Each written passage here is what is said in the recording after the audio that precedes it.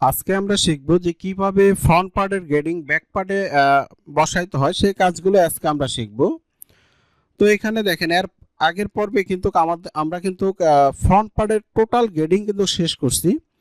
তো আজকে আমরা শেষ করব হলো ব্যাক পার্টের গ্রেডিং। আর ব্যাক পার্টে গ্রেডিং করার জন্য তো আমাদের এই যে ফ্রন্ট পার্টের গ্রেডিংটাই আমরা ব্যাক পার্টে পেস্ট করব। হ্যাঁ, তার জন্য এখন আমি যদি একটু জুম করে দেখাই তাহলে বুঝতে সুবিধা হবে। আচ্ছা, এখন ফ্রন্ট পার্টের গ্রেডিংটা আমরা একটু হিডেন করে দেই। হিডেন করে দেওয়ার পরে ব্যাক পার্টে যেহেতু আমরা গ্রেডিং করব, এভাবে সাইজগুলো সিলেক্ট করব। সিলেক্ট করার পরে আমরা একটা নেক্সটে ক্লিক করব। ক্লিক করার পরে এখন এখানে দেখেন ইকুয়েট, এই ইকুয়েট দিয়ে আমরা এই ফ্রন্ট পার্টের গ্রেডিং কপি করে আমরা এইভাবে ব্যাক পার্টে বসাবো। দেখেন আমি যেভাবে গ্রেডিংগুলো বসাচ্ছি আপনারাও ঠিক এইভাবে গ্রেডিংগুলো বসাবেন। তাহলে দেখেন যে কত সহজে গ্রেডিংগুলো ফ্রন্ট পার্টের গ্রেডিংগুলো ব্যাক পার্টে পেস্ট করা যায়। তো ইকুয়েট দিয়ে গ্রেডিং যদি আপনারা পেশ করেন তাহলে হয় কি, ইকুয়েটে আপনার লেন্থ উইথ দুইটা গ্রেডিংয়ে আপনি একসাথে পেশ করতে পারবেন।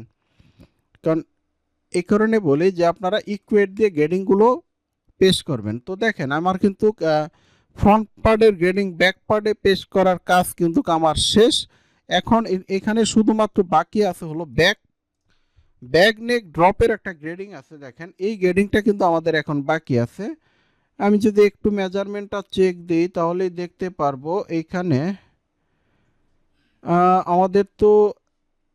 আমাদের ব্যাক নেক ড্রপের গ্রেডিংটা হলো, দেখেন এইখানে ব্যাক নেক ড্রপের গ্রেডিং হলো এই যে দেখেন এক, তার 0.1 আর হলো 0.2। তাহলে আমরা বড় সাইজ পাইলাম হলো 0.1 আর হলো 0.2। আমরা যদি এখানে একটু কন্ট্রোল ধরি, ধরার পরে এখানে যদি 0.1 আর এখানে 0.2 দেই, তারপরে দেখি যে ছোট সাইজের গ্রেডিং কত আছে। দেখেন ছোট সাইজের গ্রেডিংগুলো আছে হলো 0.2 আর হলো 0.1। এখন আমরা সফটওয়্যারে যাব, যাওয়ার পরে এখানে দিব হলো 0.2 আর এটা দিব হলো 0.1। তো দেখেন আমাদের কিন্তু ব্যাক পার্টের গ্রেডিং বসানোর কাজও শেষ। এখন আমরা এই যে দেখেন রিপোর্ট এক্স দিয়ে আমরা এই গ্রেডিংটা কপি করে এখানে দিয়ে দিব, এই গ্রেডিং কপি করে আমরা এখানে দিয়ে দেব। তো এখন আপনারা দেখেন যে আমাদের কিন্তু টোটাল গ্রেডিং এর কাজ কিন্তু শেষ। প্যাটার্ন মেকিং এবং গ্রেডিং টোটাল কাজ কিন্তু আমাদের শেষ। তো এই প্যাটার্নে কিন্তু আমাদের আর কোনো কাজ নাই।